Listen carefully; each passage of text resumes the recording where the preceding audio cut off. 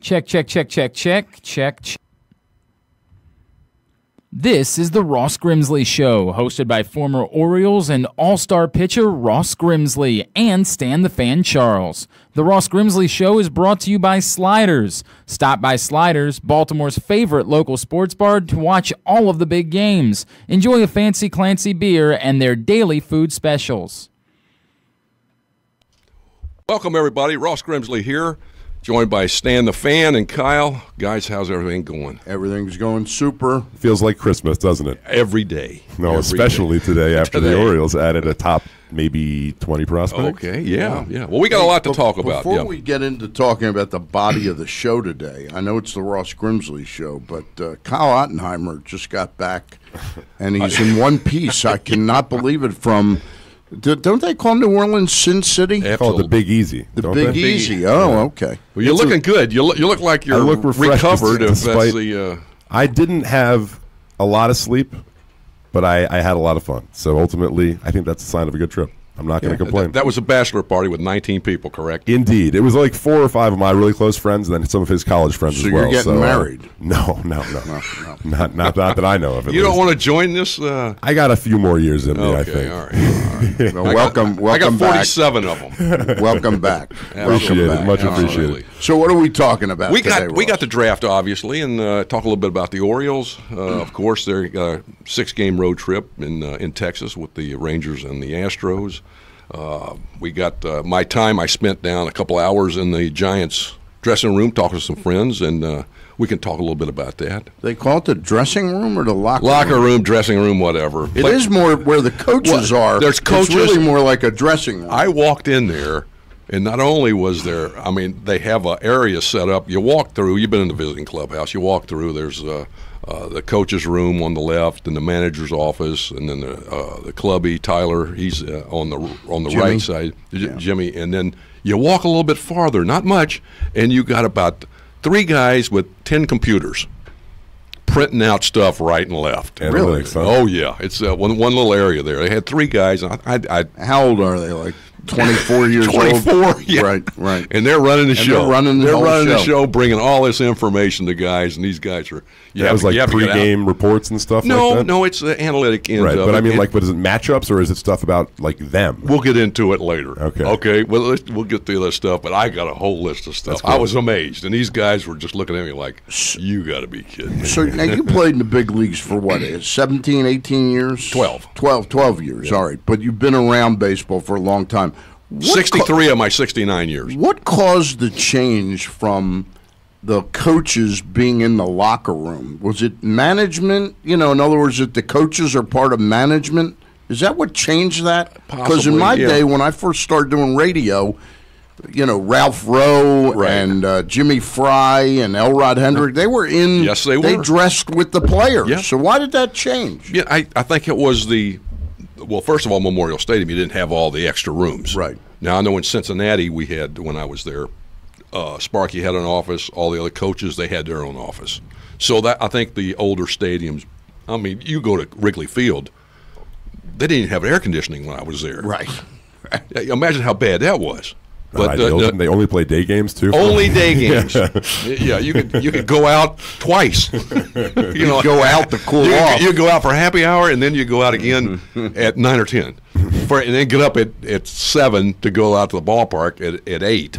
It was another thing, but but that was kind of the reason you had. They have the room to do it now. They have the rooms in the offices and stuff, and yeah, it used to be.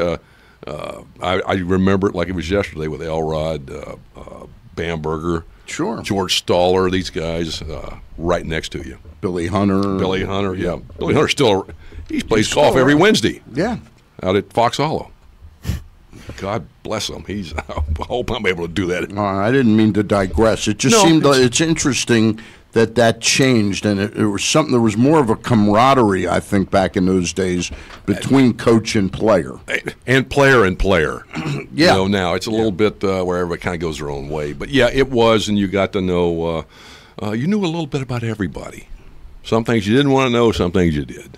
So anyway, getting back with the draft, guys, that was quite interesting. I mean, I don't know about you guys, but I'm I'm certainly more excited about the Orioles organization this morning than I was any of the past mornings of the past year or plus. It's really. I'd say since the first 3 weeks of the 2018 season, when we realized where this thing was heading, and then it became more official in the middle of the summer when we sensed that Duquette wasn't going to be back. We knew Buck was in a little bit of hot water, and we knew that they were going to start trading all these guys. We knew that era was over and that they were going into a full-blown rebuild. And we knew also that they hadn't done it properly.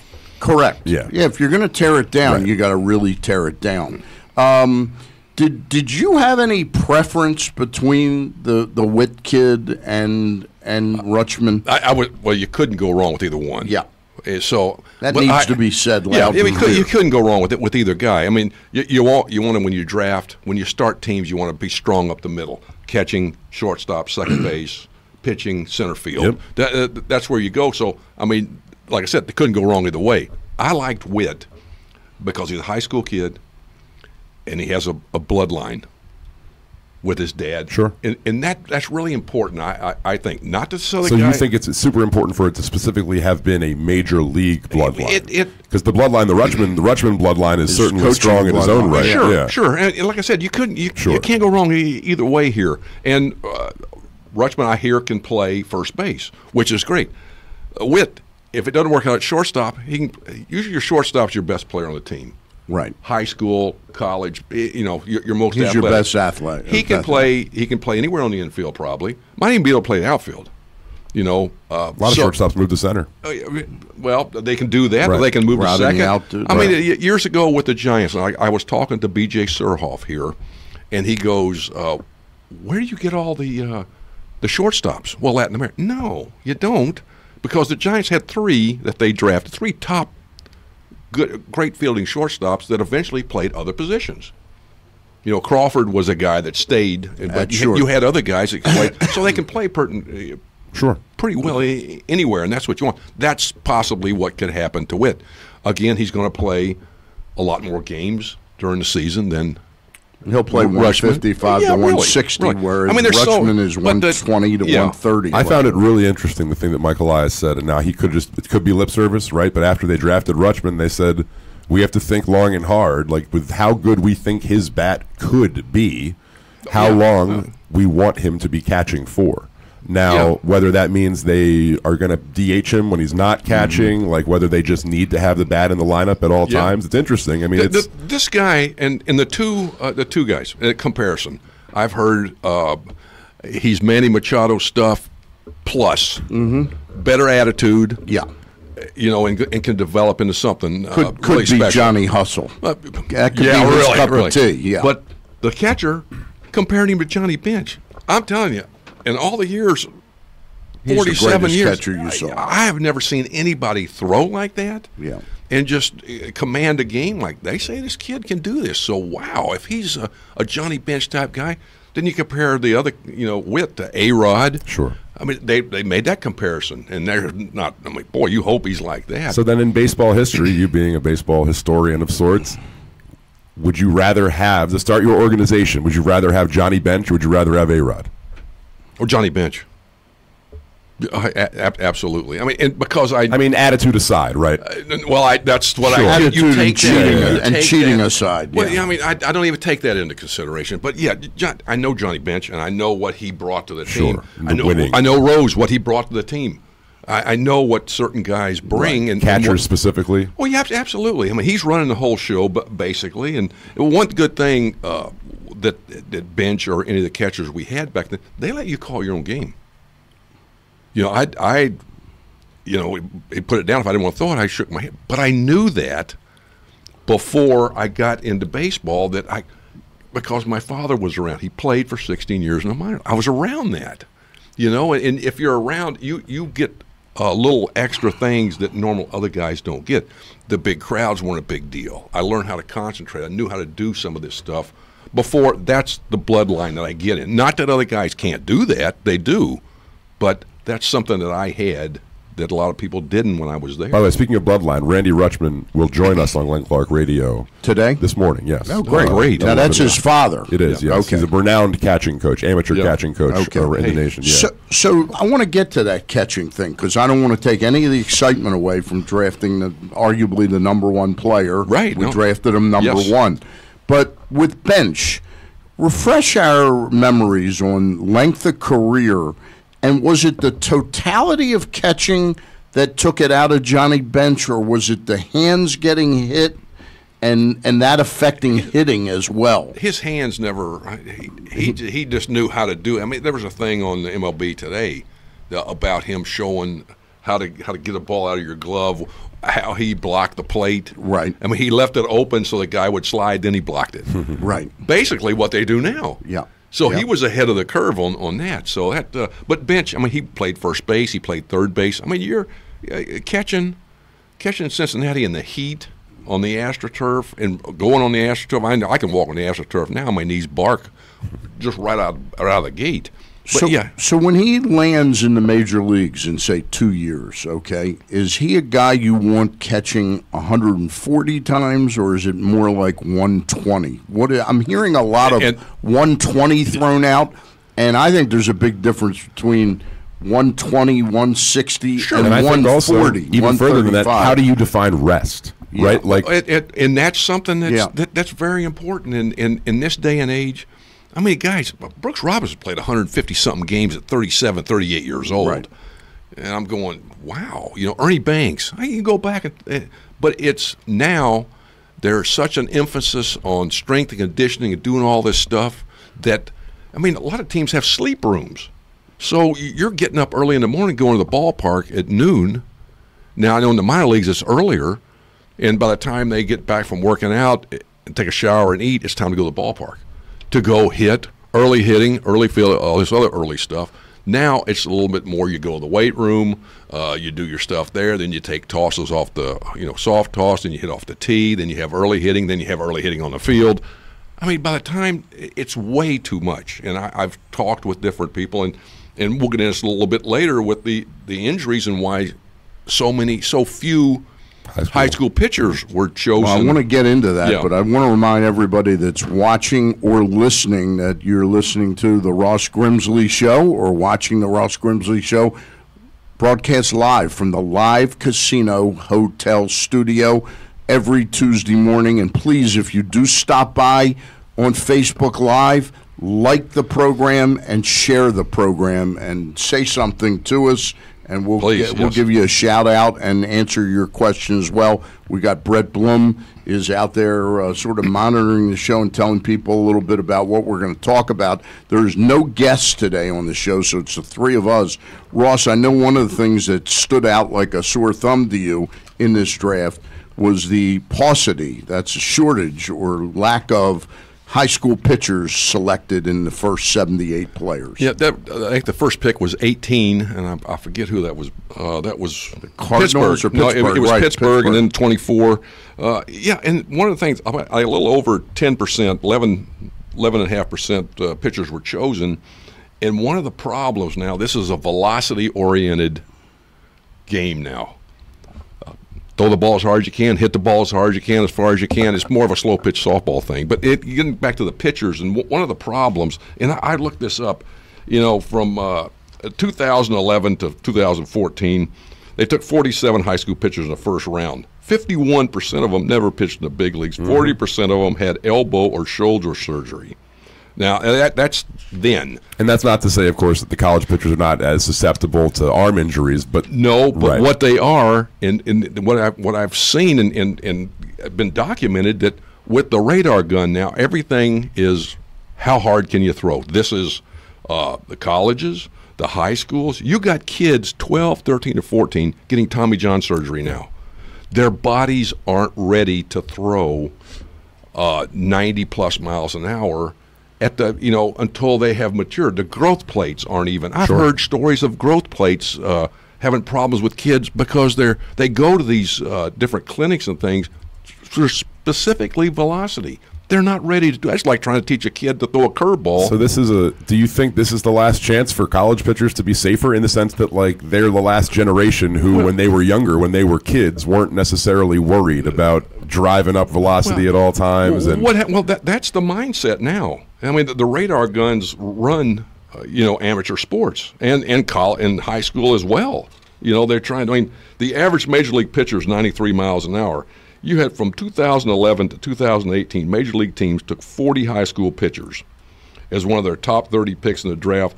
The 40 pitchers averaged 95 miles an hour. Yeah, 38 of them of the 40 threw 93 and above. Now, over the last decade, it's a generation velocity thing. The kids are throwing harder and they're breaking down more. There's a definite reason why this is. And high school pitchers have always been the most volatile to project. Especially when you're throwing, you talk about a pitcher. You talk about a pitcher, somebody says something, what's the first thing they say? How hard does he throw? How hard does he throw? Yeah. They don't say, can he throw strikes? I mean, we're on track, more base on balls in the major leagues this year. More base on balls, more wild pitches, more 3-ball counts, more pitches. And it's going to be probably more walks than the year 2000. Well, this is kind of like, a little bit like in football. If you have a strong arm, coaches think they can teach you how to throw it accurately. I mean, wouldn't organizations say you can't teach a guy necessarily how to throw 98? We think we can teach him how to locate it, though. Is that a little bit of like overconfidence in them? Like, is that something that they probably should be taking less? They think they can, yes. I mean, but when the mindset is throw as hard as you can, the command's not going to be there. I mean, where is the Maddox? Where are those guys? They're not here. The Hall of Fame. Yeah, but who are the top 5 pitchers in the big leagues now? Verlander, Scherzer.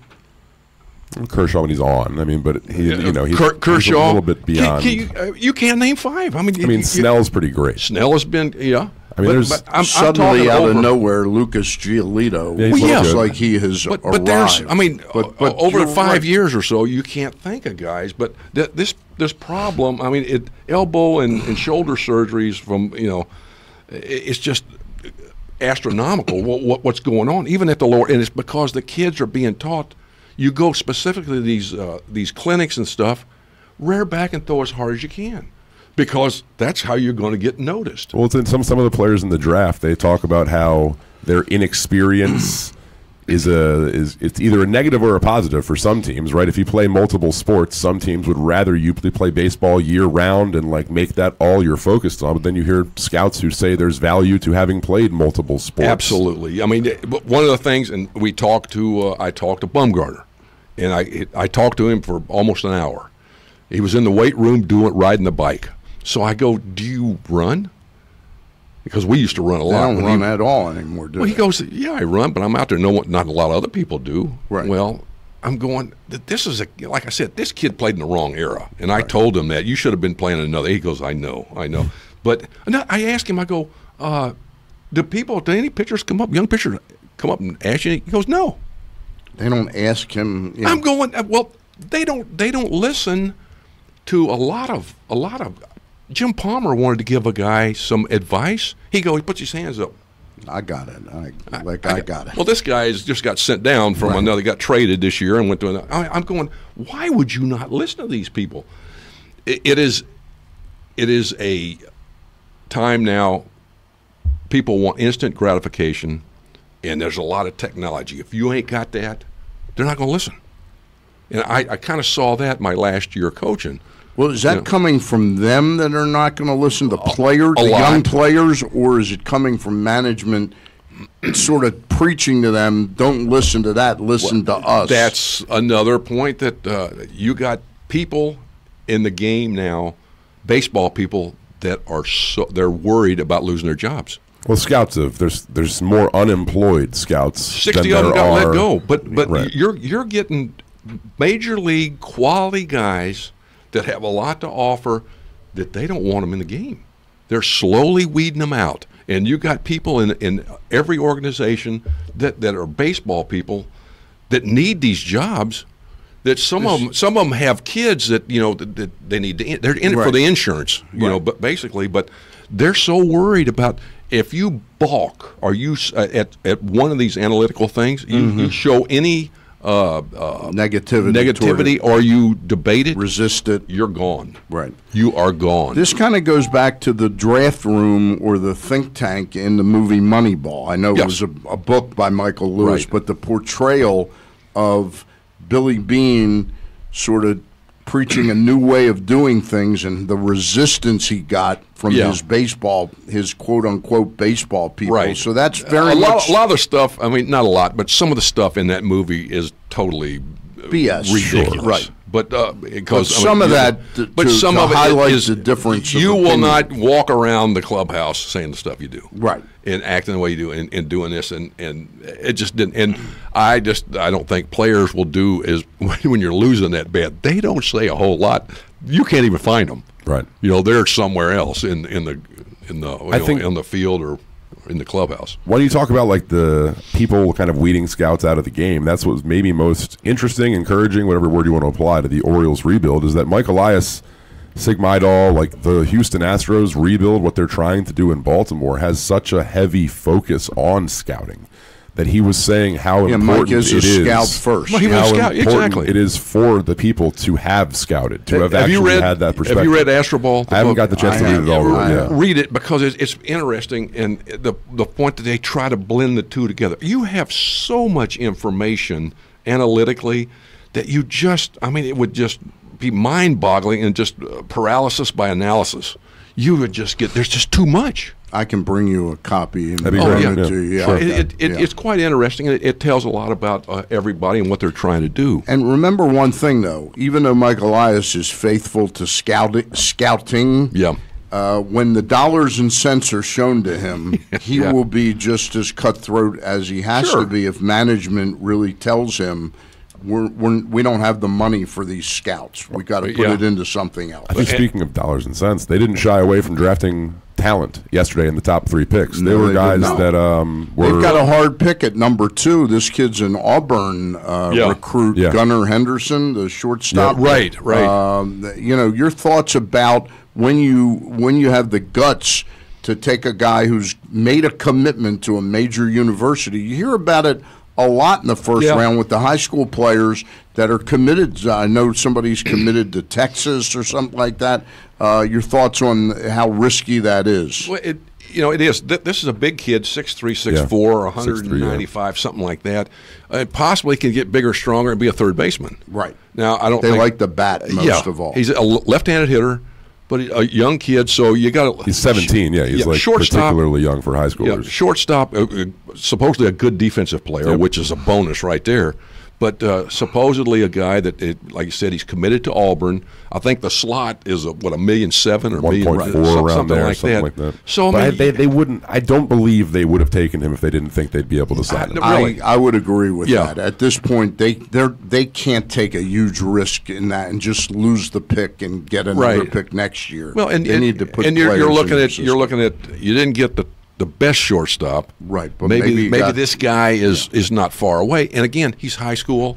You got time to develop and see what happens. 2 years younger than Bobby Witt, or at least in age right now. Yes. Yeah. And if he is not, obviously, shortstop, best player on the team, best athlete, maybe he can play second. Maybe they're talking about playing third base when he gets stronger. Really a lot of guys in the Orioles system right now that profile as third baseman. No, exactly. So, there's a reason from the madness here. Are you surprised the first 3 players, by the way, were catcher Adley Rutschman, shortstop Gunnar Henderson, and outfielder Kyle Stowers from Stanford. Surprised not a pitcher taken by the Orioles in the top 78? Yes, somewhat. But I think maybe the pitching maybe be better the next year. And obviously they're going to get pitchers from what they were saying in the middle rounds. That's really the important. You know the best players in the draft. Everybody knows the top 100 guys. They know what they want. They also may be able to focus in on some high school pitchers later in the draft because let's be honest.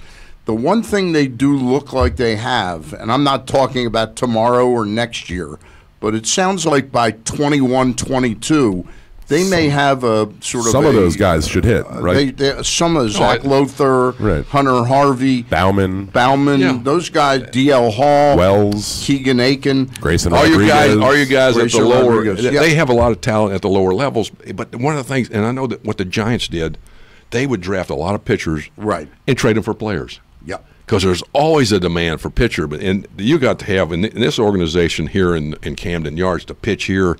You need a lot of pitchers to get to weed them out and see who can pitch in this environment. And I also think that come July the 2nd, don't underrate the fact that the Orioles could use international money to just get 10 or 15 arms, young arms out of the Dominican, Cuba, and so forth, to really create a depth of arms that's almost like an embarrassment of riches. Well, I just played golf with Calvin Maduro the other day, and me, Singleton, and him, and Al Bumbry. And we were talking about the draft, the international draft, and he was saying, that's obviously a big thing, and that he's really busy. Before he wasn't as much. Right. Now he is, and there's a lot of quality people out there, and I was hopefully get him on the show today, but this is a tough time. No scouts, no for scouts can come on to explain the international draft to everybody, so they knew what was. It's a whole thing. But MLB is probably getting what they want out of that. It's kind of important, though, that people understand, and I feel like giving a tutorial each time because people always hear about this bonus slot money being traded. The bonus money you have is an allotment of what you are allowed to spend. It is not truly real money until you sign players. So when we send the Phillies $750,000 of bonus slot money, we're not trading $750,000 bills for to acquire a player. We're giving them the right for them to spend that money, and that pool renews each year. You don't keep you don't carry over from last year. By the way, this is from Mike Elias on how they didn't draft any pitchers on day one. They said, quote, "will be best available through tomorrow," and that was about today. Right. So I can't guarantee that we'll take a pitcher. What will be today? Obviously, we've got to take a whole bunch of pitchers at some point in the draft. Odds are we'll take a few Tuesday. So, I mean, that was to Rich Dubroff's question. Asked him about pitching. Yeah, and that's what, like I said, the draft may be better pitching heavy next year. I mean, it's not like you'd like to get as many as you could. I think it's acknowledging that it's a risk. You never really know with pitchers whether they're going to hit or not. You have a better likelihood at the top of the draft to identify position players that have the tools. You take a chance with every. And as far as the high school pitchers and the way things are going, you just got to be careful. And a lot goes into it. But the idea now, it's a velocity thing, and you see a lot of injuries because of that. And you just got to go. I mean, the warm weather, that's a big thing. Where's the warm weather? Because a lot of pitchers come from that. You tend to look at that. You tend to look at again the background of the pitcher. There's a lot. I mean, there's so much that goes into it that you try, especially now. And I think that interestingly enough, like the Astros knew what they wanted out of pitchers when they drafted them. Like they have their formula, they have their analytics that they look for and traits that they look for out of young pitchers.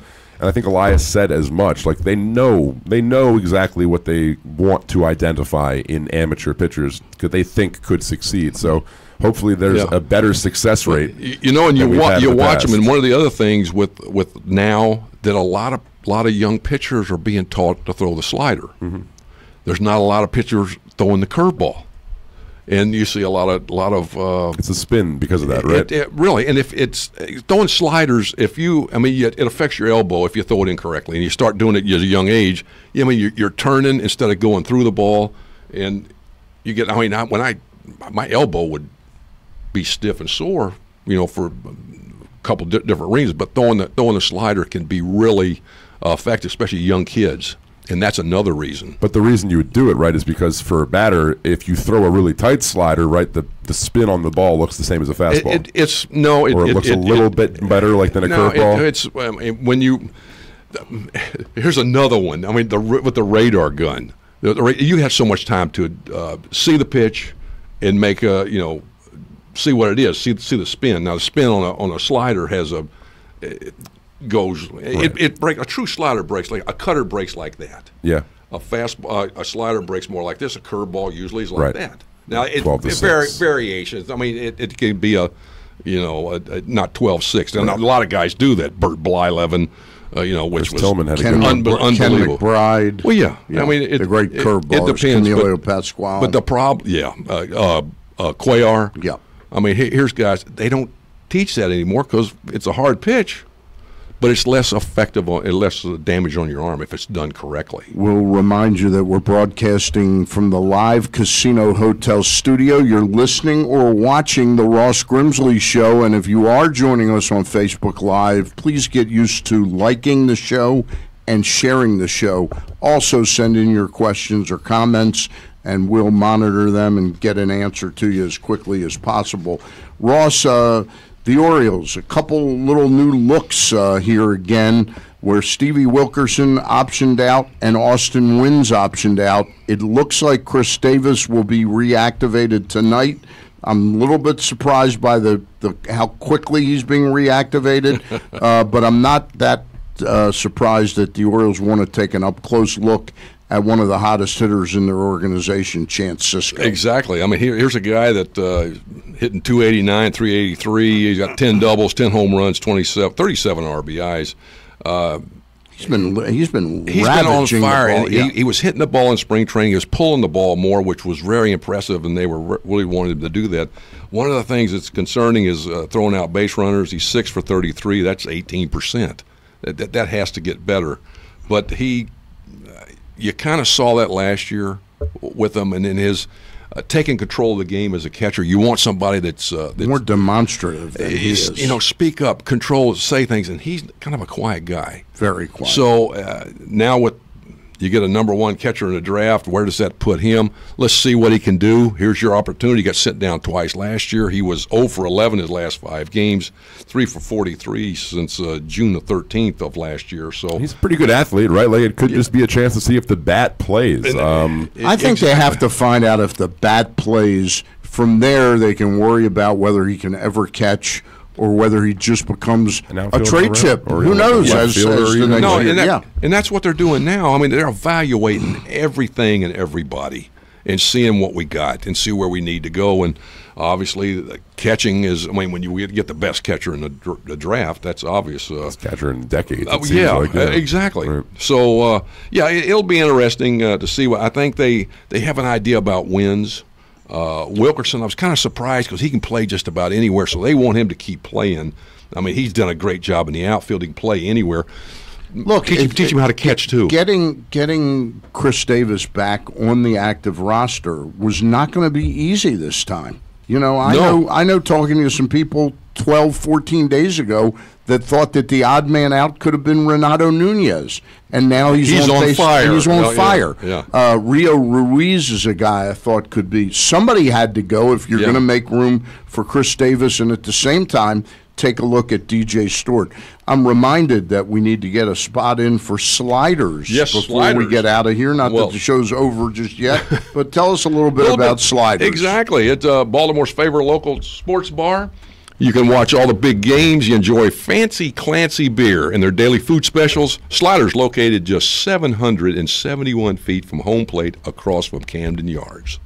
By the way, did you guys realize that Rio Ruiz was one of the 3 overslot, like guys that the Astros paid more money to because they drafted Carlos Correa first overall that year? Yep. I did not realize that. He was Lance a 4th round pick. and Ruiz. And there was one more, I think, had more success than Ruiz. But it's an interesting fun fact. No, really. Before we get out of here, this 2 series here where we played the Detroit Tigers, a bad Tigers club. Oh, yeah. And couldn't win a series despite the fact we won the first game. Right. We lost the last 2 and then had a great comeback Friday night against a bad Giants team.